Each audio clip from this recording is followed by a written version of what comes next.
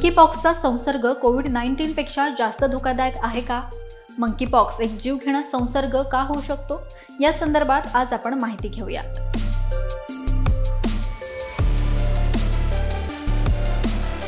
गेल्या काही वर्षात कोविड-19 या महामारीनं अवघ्या जगभरात हैदोस घातला होता।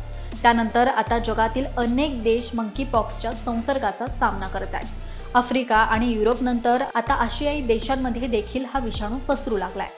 मंकीपॉक्सचा वाढता धोका लक्षात घेता जागतिक आरोग्य संघटनेनं याला जागतिक आरोग्य आणीबाणी घोषित केलंय। WHOचे महासंचालक टेड्रोस घेब्रेयेसस यांनी सर्व देशांना या वाढत्या संसर्गजन्य आजाराबाबत सावध राहण्याचा सल्ला देखील दिला आहे। तर अभ्यासानुसार मंकीपॉक्सचा एक संसर्गिक आणि जीवघेणा संसर्ग होऊ शकतो। अगदी थोडासा निष्काळजीपणा देखील या संसर्गाचा मोठ्या प्रमाणात प्रसार होऊ शकतो।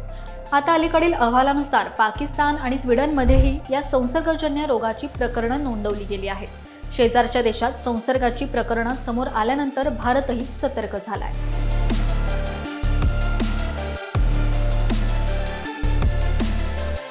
आता यावर आरोग्य तज्ज्ञांचं म्हणणं काय आहे, तर या विषाणूच्या स्वरूपामुळे हा संसर्ग झपाट्यानं पसरण्याचा धोका जास्त आहे। अहवालानुसार मंकीपॉक्स कोरोना व्हायरसपेक्षा जास्त धोकादायक आहे, हे आपण लक्षात घेणं महत्त्वाचं आहे। कारण गेल्या 2 वर्षात कोविड-19 नंतर मंकीपॉक्स हा सर्वात विनाशकारी आजार आहे।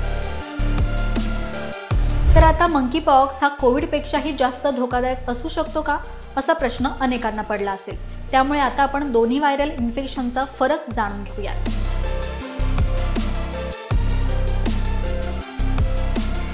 अभ्यासानुसार कोविड-19 ला कारणीभूत असलेला विषाणू आणि मंकीपॉक्सचा विषाणू अनेक बाबतीत खूप भिन्न आहेत।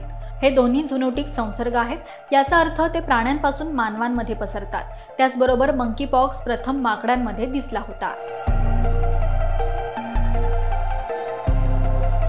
तसेच US आधारित university hospital rainbow babies and चिल्ड्रनमधील संसर्गजन्य रोग तज्ज्ञ एमी एडवर्ड्स म्हणतात की या दोघांमध्ये काही महत्त्वाचे फरक आहेत, ज्यामुळे मंकीपॉक्स कोविड-19 पेक्षा कमी धोकादायक आहे। कारण मंकीपॉक्स सहज पसरत नाही, त्याचबरोबर याच्या संक्रमित लोकांना ओळखणं सोपं आहे। दरम्यान मंकीपॉक्स विरुद्ध 2 लसी प्रभावी असल्याचं आढळलंय।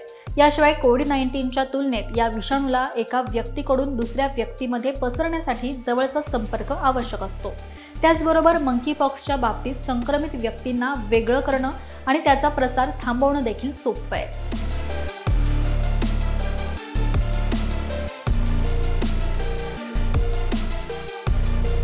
आता मंकीपॉक्सचा संसर्ग कसा पसरतो, तर मंकीपॉक्सचा संसर्ग प्रभावित व्यक्तीच्या जवळच्या संपर्कातून होतो।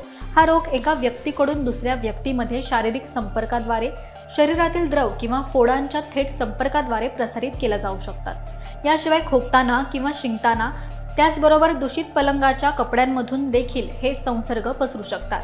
पण कोविड-19 प्रमाणे हे संसर्ग हवेतून पसरत नाहीत।